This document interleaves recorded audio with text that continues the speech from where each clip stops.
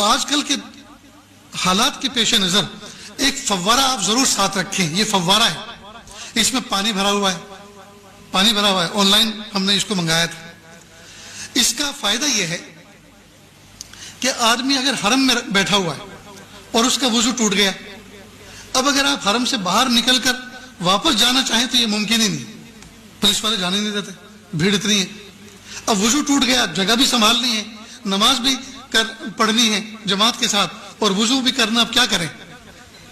تو آپ ایسا اپنے ہینڈ پرس کے اندر ساتھ میں ہر وقت پانی بھر کے رکھیں اور اس سے آپ وضو کر لیں. اس سے وضو کرنے کا طریقہ بہت آسان ہے.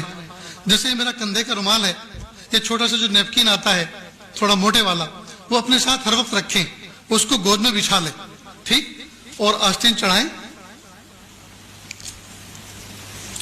اور اس سے وضو کرنے کا طریقہ یہ ہے کہ وضو میں سب سے پہلے کلی کی جاتی, ہاتھ دھوئے جاتے ہیں, ٹھیک, اس کے بعد کلی کی جاتی ہے, ناک میں پانی ڈالا جاتا ہے, لیکن یہ فرض نہیں ہے. یہ اگر نہیں بھی ہوگا تو بھی وضو ہو جائے گا. سب سے پہلا فریضہ کیا ہے؟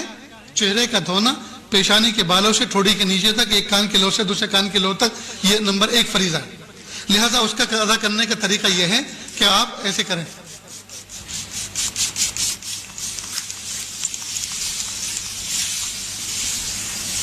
دیکھو میرا منہ بھیگ گیا نا, اس کو میں نے مل لیا. اور شریعت کا فقہ کا اصول یہ ہے, جس عضو کو دھونا ہے اگر اس میں سے 1-2 قطرہ پانی ٹپک گیا تو وہ دھلا ہوا سمجھا جائے گا. یہ تو قطرات تو ٹپک گئے تو چہرہ دھل گیا. اب ہاتھ دھونا ہے جی. دوسرا فریضہ انگلیوں سے لے کر کوہنی تک, کوہنی سمیت اپنا پورا ہاتھ دھونا, دونوں ہاتھ دھونا. تو اس کا طریقہ یہ ہے کہ آپ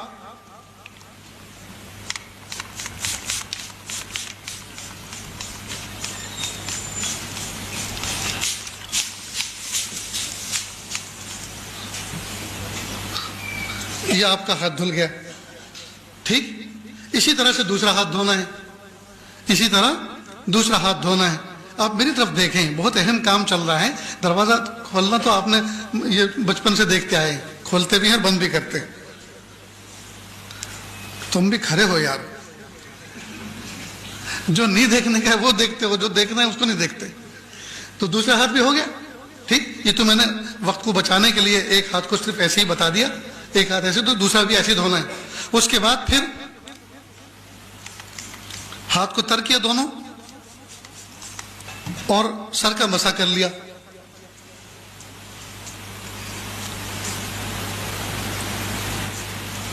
ہو گیا مسح. اسی طرح دونوں پیر کو دونوں. اب نہ دریا بہا, نہ نالی چلی, نہ جو ہے کسی کو کراہت ہوئی, آسانی کے ساتھ بیٹھے بٹھائے اپنی جگہ پہ حرم میں آپ نے وضو کر لیا. ایسا ہی آپ جہاز میں کر سکتے ہیں, ایسا ہی آپ بس میں کر سکتے ہیں, ایسا ہی آپ ٹرین میں کر سکتے ہیں, اور ایسا ہی آپ ہر مجمع میں کر سکتے ہیں, اور آپ باوضو رہیں گے. سمجھ گئے دوستو؟ تو آپ اس طرح کا پرچیز کر لیں, اپنے ساتھ بھی رکھیں.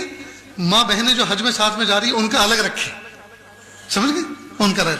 انشاءاللہ ان کو کبھی بھی تکلیف نہیں ہوگی. میرے دوستو, سفر میں کوشش اس بات کی کریں کھانے پینے پہ کنٹرول ہو. دیکھو آپ بھوک برداشت کر سکتے ہیں, لیکن کھانے کے بعد جب استنجے کا تقاضا ہوتا ہے, اگر مناسب جگہ نہ ملی تو وہ برداشت نہیں کر سکتے. بھوک برداشت کرنا آسان ہے, لیکن کھانے کے بعد جو استنجے کی ضرورت پیش آتی ہے, اس کا اگر مناسب موقع اور مناسب جگہ نہ ملی تو آدمی پریشان ہو جاتا ہے. تو کھانے پہ کنٹرول رکھیں. خاص طور سے حج کے 5 دنوں کے اندر کم سے کم کھائیں, تاکہ آپ کو زیادہ سے زیادہ ٹوائلٹ اور اس سے جو ہے آپ کی حفاظت ہو سکے, اور آپ کا وقت وہاں لائن لگانے میں نہ گزرے, بلکہ طاعت و اذکار, ذکر و اذکار میں گزرے. اتنی بات یاد رہے گی.